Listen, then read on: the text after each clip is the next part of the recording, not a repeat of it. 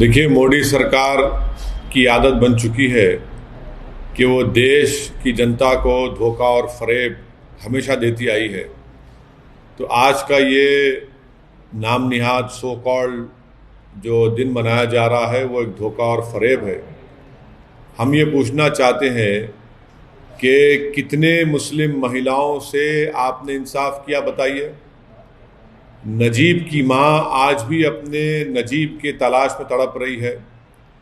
जुनैद, जिसको हरियाणा में चलती ट्रेन में लोगों के सामने उसका कत्ल कर दिया गया, आज भी उसकी माँ उसके इंसाफ के लिए तड़प रही है।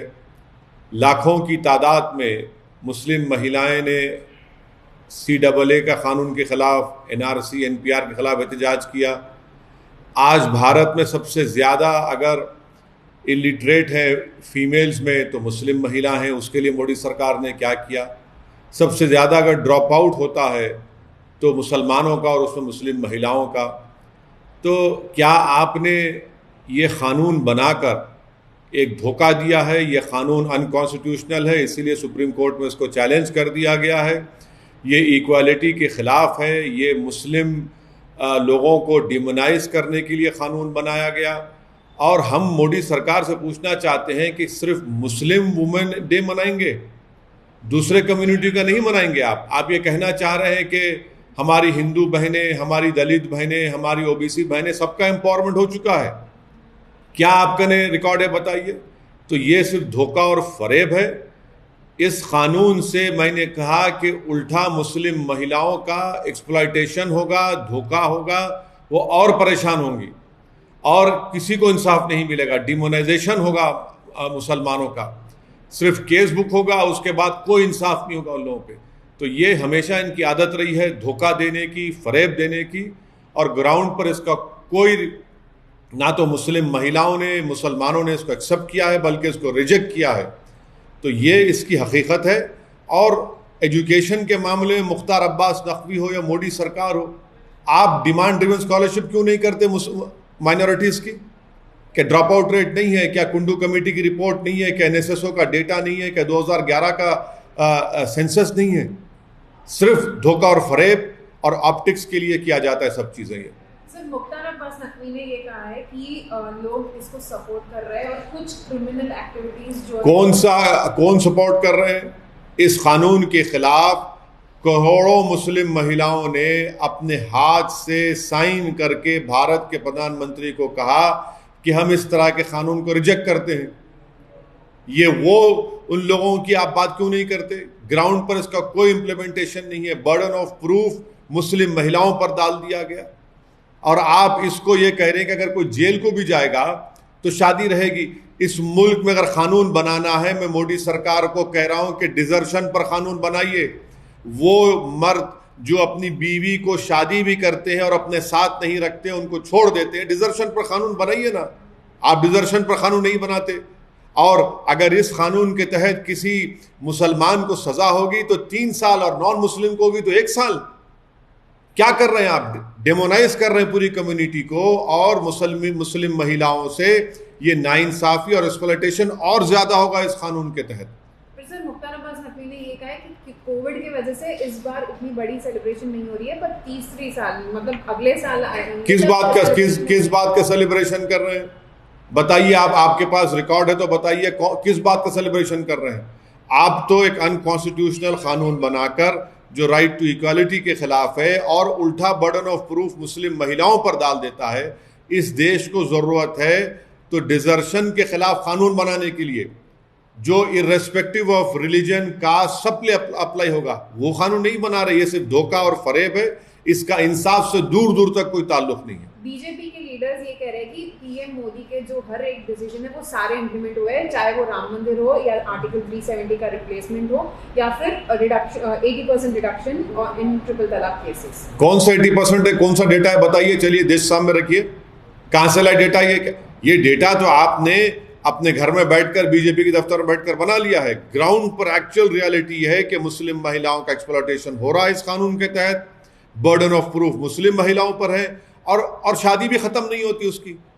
तो ये एम्पावरमेंट अगर मुसलमान और मुसलमान महिलाओं का चाहते हैं तो आप नजीब की माँ से इंसाफ करिए, आप जुनैद की माँ से इंसाफ करिए, आप पीलू खां के घर वालों से इंसाफ करिए, आप अखलाक के घर वालों से इंसाफ करिए, आप अकबर खां के घर वालों से इंसाफ करिए, अलीमुद्दीन अंसारी के घर वालों से इंसाफ करिए, जिनको गौरक्षकों ने मारा, उन खातिलीन, उन कन्विक्टेड लोगों को बीजेपी के लोग जाकर फूल का माला पिनाते, और आप आकर हमको कह रहे हैं कि आप मुस्लिम महिलाओं से इंसाफ कर रहे हैं। डिमांड ड्रिवन स्कॉलरशिप आप नहीं करते, इलिटरेसी रेट हाई है, कुछ नहीं करते, और आप सिर्फ एक धोखा और फरेब की इनकी हमेशा सियासत रही है, उसी पर बीजेपी चल रही है। सर, हिंदुस्तान के टैक्स पेयर का करोड़ों रुपया बर्बाद कर रहे हैं आप, अपोजिशन के लोग नहीं गए। तो आप भूल गए सुषमा स्वराज ने क्या कहा था कि पार्लियामेंट को चलाने की जिम्मेदारी सरकार की है। डिबेट करवाइए ना, क्यों सरकार डर रही है? 300 MP रखकर भी सरकार पेगासस के ऊपर डिबेट नहीं करना चाहिए, क्यों डर रही है? क्या छुपाना चाह रहे हैं आप? हम यही सवाल कर रहे हैं। आप चलाइए पार्लियामेंट को, हम चलाने तैयार हैं। आप चलाना नहीं चाहते, आप दिन में अपने बिल को पास करना चाहते, ये डेमोक्रेसी है क्या? पार्लियामेंट को चलाना सरकार की जिम्मेदारी नहीं है। अपोजिशन अपनी बात को रखेगा, आप सुनिए, आपको एक्सेप्ट करना है मत करिए, मगर हमको बात रखने का तो मौका नहीं दिया जा रहा है। विपक्ष की जिम्मेदारी, विपक्ष उन लोगों की तरफ से विपक्ष आवाज उठा रहा है जिनकी लाशें पानी में तैर रही थी, जो ऑक्सीजन से मर गए। विपक्ष ये चाह रहा है कि भारत में सेकेंड वेव में जो 40 लाख से ज्यादा लोग मर चुके हैं, उनके लिए इंसाफ का बात कर रहे हैं, तो सरकार सुनने तैयार नहीं है। विपक्ष ये चाह रहा है कि आप फोन टैप कर रहे हैं उन लोगों का जो आपके खिलाफ है। विपक्ष चाह रहा है कि आपने वो सॉफ्टवेयर लिया नहीं, मैलवेयर लिया नहीं लिया, आपने NSO से खरीदा नहीं खरीदा, आप उसका जवाब देने तैयार नहीं है। क्यों तैयार नहीं है आप इन चीजों का जवाब देने? विपक्ष ये पूछ रहा है कि किसान इतने महीनों से एहतजाज कर रहा है, आप उनकी बात सुनने तैयार नहीं है। तो सरकार सिर्फ खुद जिम्मेदार है। आज पार्लियामेंट अगर नहीं चल रही है तो मोदी सरकार इसकी जिम्मेदार। सर, उत्तर प्रदेश में आपने पहले ऐलान किया कि हम चुनाव लड़ेंगे। अभी प्रधानमंत्री से लेकर तमाम बड़े नेताओं, अमित शाह से लेकर तमाम बड़े नेताओं का वहाँ शेड्यूल तय हुआ है चुनावी प्रचार के लिए। आपको क्या लगता है कि आप इस तरह से स्टार कैंपेनर पार्टी के उनके जाएंगे? हाँ, बीजेपी की हालत खराब है वहाँ पर।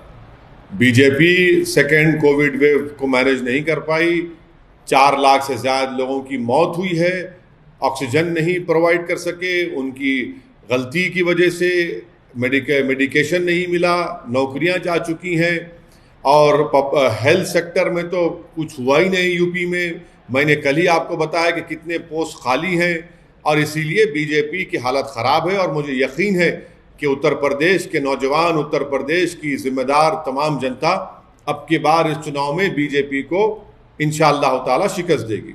लेकिन सर, जो आपके अपोनेंट हैं, कई अहम सियासतदान हैं उत्तर प्रदेश में, वो आपके बारे में कह रहे हैं कि आपका जो गठबंधन है और आप हैं वो टाइम फिक्स हो जाएंगे उत्तर प्रदेश। अरे भाई, तो अब इतना परेशान वो क्यों हो रहे हैं? इतने जो भाग के आ रहे हैं, क्यों आ रहे हैं? सब एक एक मंत्री आ रहा है, सब आ रहे हैं। भाई हमारी फिक्र छोड़िए, लैला की फिक्र करना छोड़िए, अपनी फिक्र करिए।